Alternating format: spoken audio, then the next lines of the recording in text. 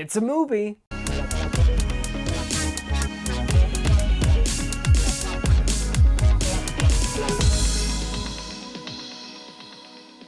Hey guys, my name is Joseph Curtis, and if you love movies just as much as me, you have come to the right place. Now do me a huge solid and click that like and subscribe button. Also, if you want to follow me on the following social platforms, that would be great as well. Now, let's start talking Five Nights at Freddy's. A troubled security guard begins working at Freddy Fazbear's Pizza. During his first night on the job, he realizes that the night shift won't be so easy to get through. Pretty soon, he will unveil what actually happened at Freddy's. Hey, come here. I gotta tell you something. I need to be honest with you. I have never played any of the Freddy games. I hate so much about the things that you choose to be. Yeah, I said it. And this was actually, like, the games were coming out during my generation, like when I was a teenager. And I just didn't really find any interest. Now, Joseph, what the heck? It's horror, it's jump scares, it's thrilling. Yes, I know, it should be for me, but I don't know why I just never got into the whole Chuck E. Cheese kind of rip-off horror vibe. With the trailer for this film, it didn't really help. The practical effects. Does it work in this film? Oh, yes, indeed. The positives in this film, the biggest highlight that I can give about this video game-based film is that the animatronics feel real. They did a great job trying to get that detail as accurate as possible. The atmosphere in this film is pretty creepy. I won't deny that. The performances are fine. They're not terrible, and they're not just mediocre. Josh Hutcherson does a pretty good job with this kind of heavy role that I did not expect it at all, for its own good and also its own detriment for the plot. Yeah, that's really it for positives. You can clearly tell people poured a lot of time and passion into the aesthetic for this film. I bet it's a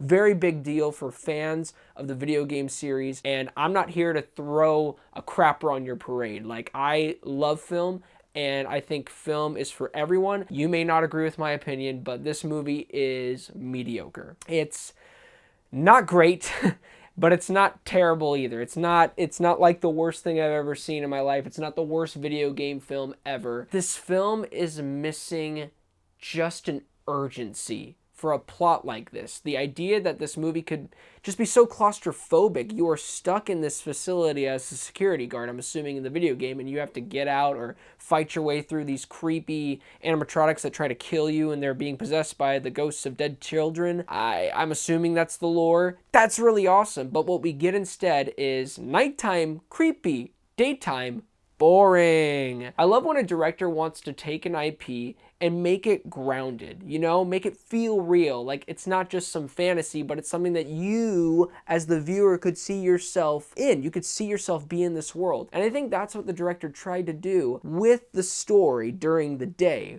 where you have this brother trying to take care of the sister. He's not a good fit. He's got a lot of issues. You understand why he has those issues, and they do a pretty good job 10 to 15 minutes in the film establishing the character.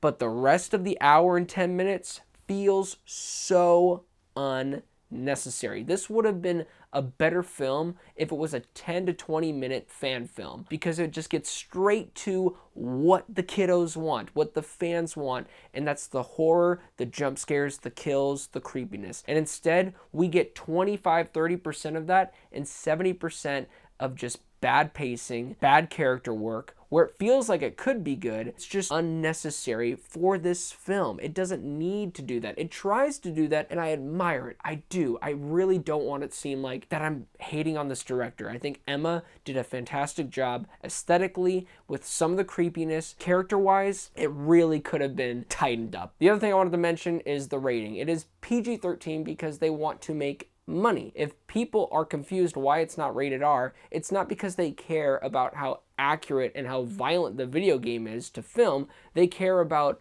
the money that goes into their pockets. And a PG-13 rating guarantees all of the teenagers and kiddos to go see this film. It just does. That's why it's probably going to make a decent amount of money for it to justify a sequel. Overall, guys, Five Nights at Freddy's should have been called One Night at Freddy's, because the target audience, and even in general horror movie going audiences, want one thing: scares. And this movie didn't necessarily deliver that. Instead, we got a PG-13 overdrawn film that had melodramatic storyline that wasn't really needed. So I'm going to give it a solid 5 out of 10.